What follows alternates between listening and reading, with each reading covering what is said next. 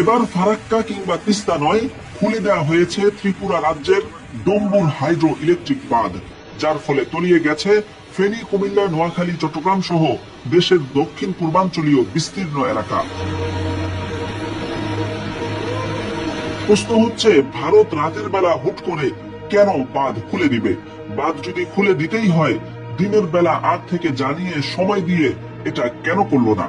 অনুসন্ধানে জানা গেছে, ত্রিপুরার ডম্বুর বাঁধ সর্বশেষ খোলা হয়েছিল 31 বছর আগে 1993 সালে। এরপর গত কয়েকদিন ত্রিপুরায় ভারী বর্ষণে যখন বন্যা পরিস্থিতির আশঙ্কা দেখা দিল, তখন বলা নেই কওয়া নেই, গত রাতে বাংলাদেশের মানুষ যখন গভীর ঘুমে আচ্ছন্ন, সেই মুহূর্তে হুট করে বাঁধ খুলে দিয়ে এদেশের বিস্তীর্ণ এলাকা পানিতে ডুবিয়ে ফেলল ভারত, যারা আবার নিজেদেরকে বাংলাদেশের বন্ধু রাষ্ট্র দাবি করে। বাংলাদেশের মানুষের মধ্যে ভারত বিদ্বেষ এত প্রবল কেন, সেটা নিয়ে ভারতে ব্যাপক সমালোচনা হয়। কিন্তু ঠিক কি কারণে বাংলাদেশিদের মধ্যে ভারতের প্রতি এত ক্ষোভ, সেটা নিয়ে তাদের মাথা ব্যথা নেই।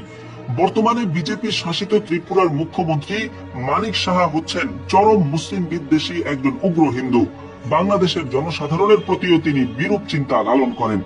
যেই শেখ হাসিনা এদেশে এতগুলো মানুষকে হত্যা করেছে, তাকে সর্বপ্রথম ভারতের ত্রিপুরাতেই আশ্রয় দেওয়া হয়েছিল।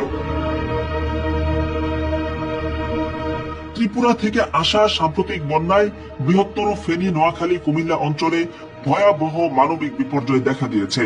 এ অঞ্চলে নৌকা এবং স্পিডবোটের চলাচল কম বিধায় উদ্ধার কাজেও ব্যাপক প্রতিবন্ধকতা তৈরি হয়েছে।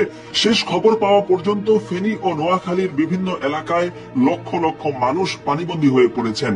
বড় আয়োজন ছাড়া যাদেরকে উদ্ধার করা প্রায় অসম্ভব হয়ে পড়েছে। আকস্মিক বন্যায় তলিয়ে গেছে রাস্তাঘাট, বাড়িঘর সহ প্রায় সমস্ত কিছু। ইতোমধ্যে আক্রান্ত এলাকায় সীমিত পরিসরে সেনাবাহিনী উদ্ধার কাজ শুরু করেছে বলে খবর পাওয়া যাচ্ছে। কিন্তু পরিস্থিতির ভয়াবহতা অনুযায়ী ফেনী ও খাগড়াছড়ি সহ ত্রিপুরা সীমান্তবর্তী জেলাগুলোতে জরুরি ভিত্তিতে ব্যাপক উদ্ধার কাজ চালানোর প্রয়োজন দেখা দিয়েছে।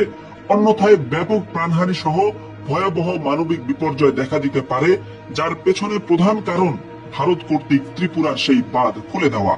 কাজেই এখন ভারতের ব্যাপারে বাংলাদেশের সিদ্ধান্ত নেওয়ার সময় হয়েছে। যুগের পর যুগ ধরে এ ধরনের খামখেয়ালি চলতে পারে না।